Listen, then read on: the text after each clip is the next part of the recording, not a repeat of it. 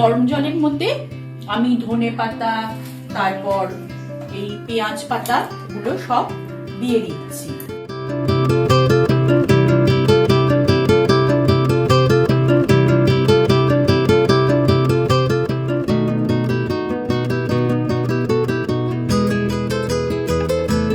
পেঁয়াজটা খুব মিহি করে কুচিয়েছি বলে পেঁয়াজটা কিন্তু খুব নরম হয়ে গেছে। এবার এর মধ্যে আমি অ্যাড করে দেব হলো রসুন বাটা অ্যাড করে দিলাম।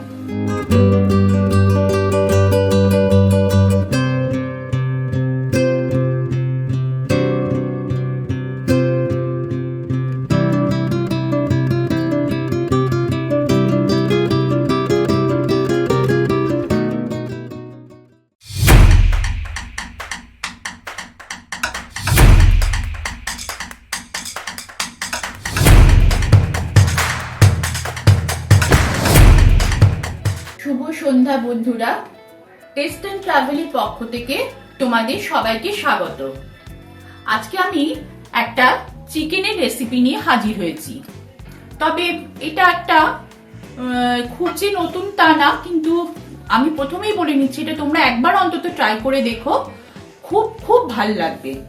তা আমি প্রথমে ইনগ্রিডিয়েন্টস গুলো বলে দিচ্ছি, দেখেই বুঝতে পারছো এখানে সবুজের সমাহার। নিয়েছি 10-12টা কাঁচা লঙ্কা, তারপর নিয়েছি হলো ধনে পাতা আর পেঁয়াজ পাতা। এই পাতার উপরেই আজকে আমার চিকেনটা চলবে। আর নিয়েছি কিছু কুচনো পেঁয়াজ, আর এখানে রসুন বাটা আছে, আর এই হলো আমার চিকেন। এবার এই নিয়ে শুরু করব আমার আজকের রেসিপিটা। আমি একটা ফ্রাই প্যানে আমি কিছুটা সাদা তেল নিয়ে নিয়েছি। তোমরা ইচ্ছা করলে সাদা তেল নিতে পারো। আমার এখানেই রয়েছে হলো রিফাইন্ড সিসেম অয়েল, অর্থাৎ তিলের তেল। এটা আমি ইউজ করি রান্নায়, এটা আমি নিয়ে নিলাম। খানিকটা তেল আমি এতে দিয়ে দিচ্ছি।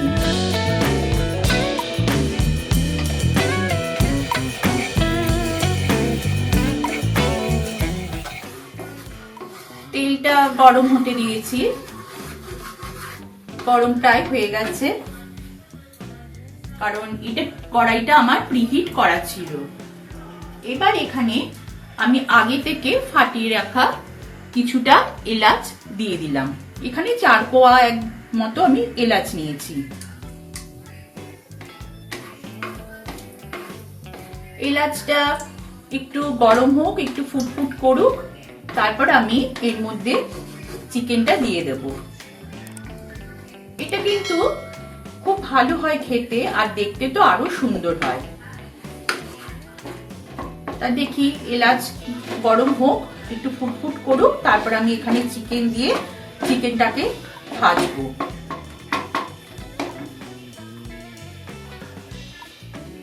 তেলটা গরম হয়েও গেছে অনেকক্ষণ, এলাচটাও গরম হয়ে গেছে। এবার আমি এক একে এর মধ্যে চিকেনটা দিয়ে দিলাম।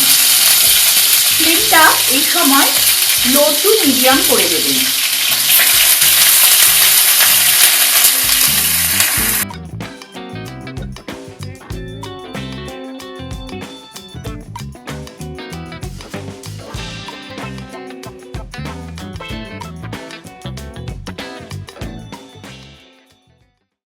এই চিকেনটাতে হাড় ছাড়া চিকেন হলে বেশি ভালো হয়, তবে একটু হাড় থাকলেও অসুবিধে নেই।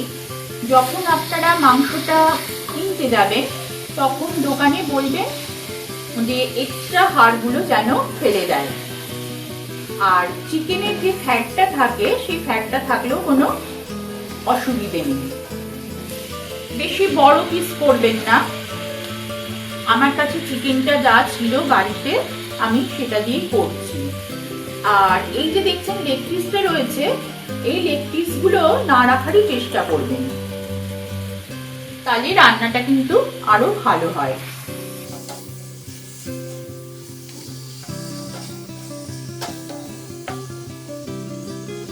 10-15 গ্রামের মতো কাজু নিয়ে নিয়েছি। এই কাজুটাকে আমি একটুখানি ভিজিয়ে রেখেছিলাম। এবার এই কাজুটাকে আমি পেস্ট বানিয়ে নেব। আর আস্তে আস্তে আমার চিকেনের টেক্সচারটাও দেখুন আস্তে আস্তে কালারটা একটু অন্যরকম হয়ে যাচ্ছে, তার মানে এইটা আস্তে আস্তে ফ্রাই হচ্ছে বোঝা যাচ্ছে। পেঁয়াজটা রেখেছিলাম, সেই পেঁয়াজটাকে এবার আমি খুব মিহি করে কুচিয়ে নেব। আমি নিয়ে এসেছি ব্লেন্ডার, এবার এটাকে আমি খুব মিহি করে কুচিয়ে নেব। তা আপনারা ইচ্ছা করলে পেঁয়াজের পেস্টটাও কিন্তু দিতে পারেন। আমি এটাকে মিহি করে কুচিয়ে নিই। আমার চিকেনটা রংটা প্রায় পাল্টে গেছে, সাদা সাদা হয়ে গেছে।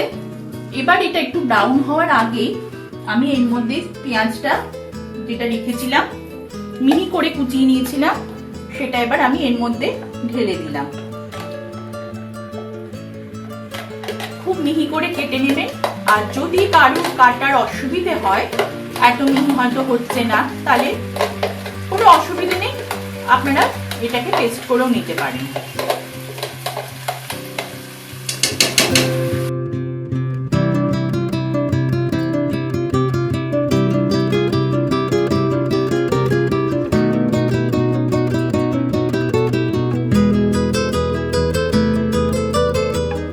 আমি একটু লবণ অ্যাড করে দিচ্ছি।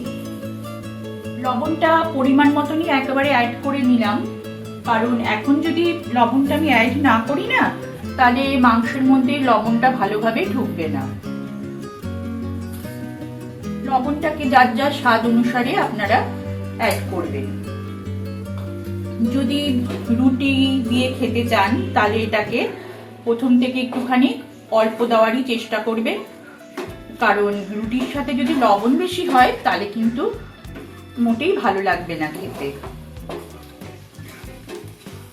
পেঁয়াজটা খুব মিহি করে কুচিয়েছি বলে পেঁয়াজটা কিন্তু খুব নরম হয়ে গেছে। এবার এর মধ্যে আমি অ্যাড করে দেব হলো রসুন বাটা অ্যাড করে দিলাম। এবার দেব এর মধ্যে খানিকটা আদা বাটা।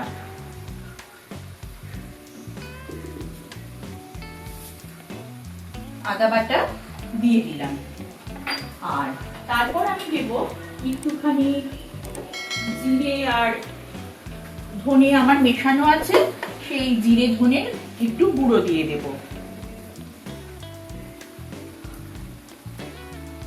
এই মেশানোর সময়, মশলা দেওয়ার সময় আপনারা ফ্লেমটাকে একটু মিডিয়ামে রাখার চেষ্টা করবেন। আমারটা মিডিয়ামেই রয়েছে, কারণ নইলে কিন্তু মশলাটা পুড়ে যাবে।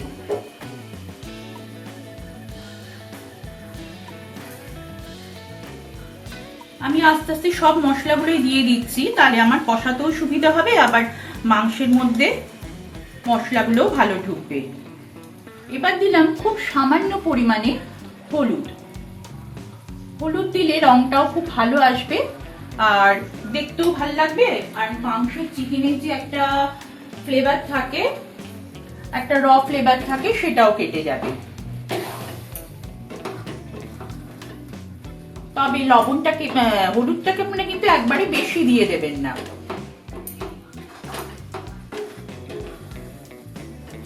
প্রথমে অল্প একটু দিয়ে দেখবেন যে কিরকম হচ্ছে, তারপর বুঝে অ্যাড করবেন।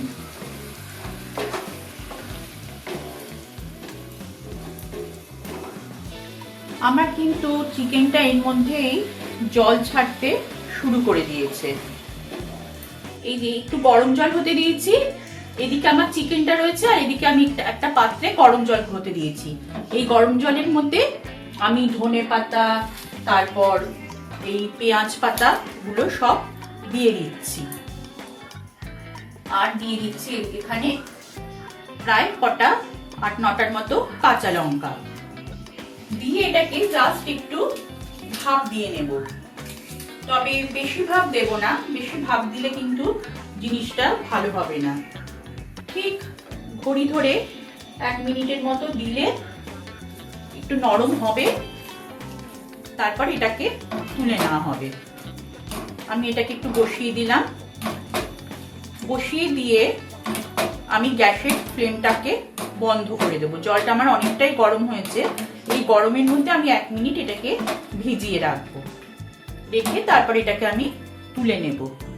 দেখুন আমার চিকেনটা তেল ছাড়তে শুরু করে দিয়েছে। কষানো হয়ে গেছে, পেঁয়াজটা খুব সুন্দরভাবে নরম হয়েছে। আর এই যে আমি কাজুটা পেস্ট করে নিয়েছিলাম, কাজুটা এবার এর মধ্যে আমি অ্যাড করে দিলাম। খুব সিম্পল একটা রেসিপি, এটা একটু যদি কষ্ট করে একটু করেন খেতে কিন্তু দারুণ হবে।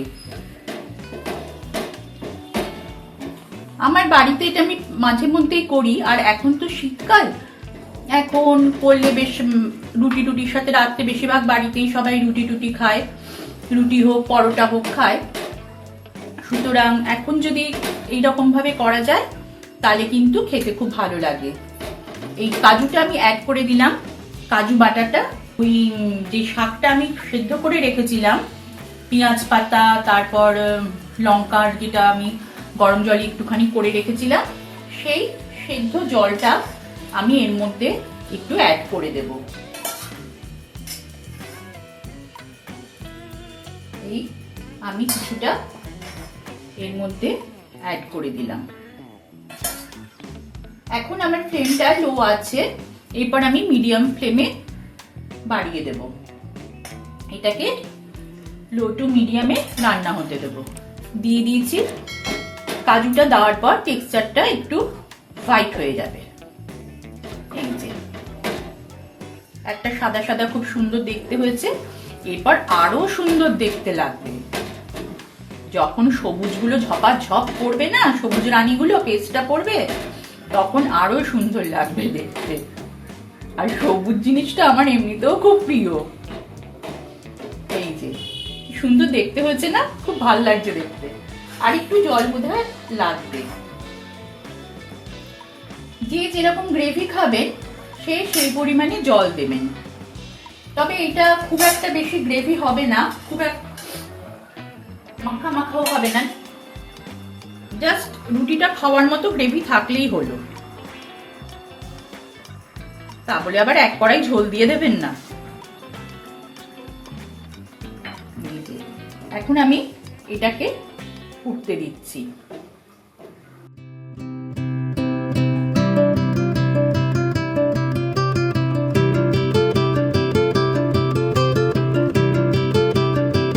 আমি পেস্টটা করে নিয়েছিলাম না, এই দেখুন পেস্টটা কি সুন্দর হয়েছে, রংটা দেখেছেন? তবে একটা কথা বলে দিচ্ছি, এই পেস্টটা করার সময় আপনারা কিন্তু জলটা কম দেবেন, কারণ এটা তো পাতাগুলো এমনিতেই নরম, আর যদি জলটা আপনারা বেশি দেন ওভার কুক হয়ে গেলে কিন্তু এই কালারটা কিন্তু চলে যাবে।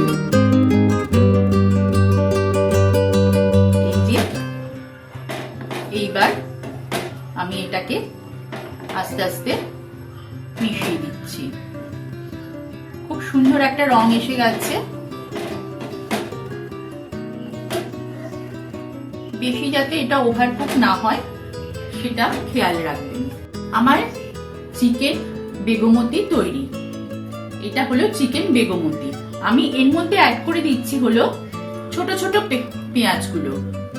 এটা অপশনাল যদিও, কিন্তু আমার বাড়িতে অনেকেই ভালো খায়, সেই জন্য আমি এটা অ্যাড করে দিলাম। আর দিয়ে দিলাম ওপর থেকে একটুখানি লেবুর রস। এটা কিন্তু মাস্ট, এটা কিন্তু আপনারা দেবেনই, তাহলে স্বাদটা দেখবেন একটু অন্যরকম লাগছে খেতে, এটা আরো বেশি ফ্লেভারটা আরো বেশি ভালো লাগবে। এই ড্রেসিং এর জন্য কিন্তু এই পেঁয়াজটা আমি দিলাম, দিলে এটা যখন সাজাবো তখন কিন্তু দেখতে খুব ভালো লাগবে। তাহলে হয়ে গেল আজকে আমার চিকেন বেগমতি। এবার আমার পুরো ফুল কমপ্লিট চিকেন বেগমতি। আপনারা এটা অবশ্যই ট্রাই করবেন, হ্যাঁ? আর ট্রাই করে আমাকে কিন্তু কমেন্টে জানাতে ভুলবেন না যে এটা কেমন হয়েছে খেতে।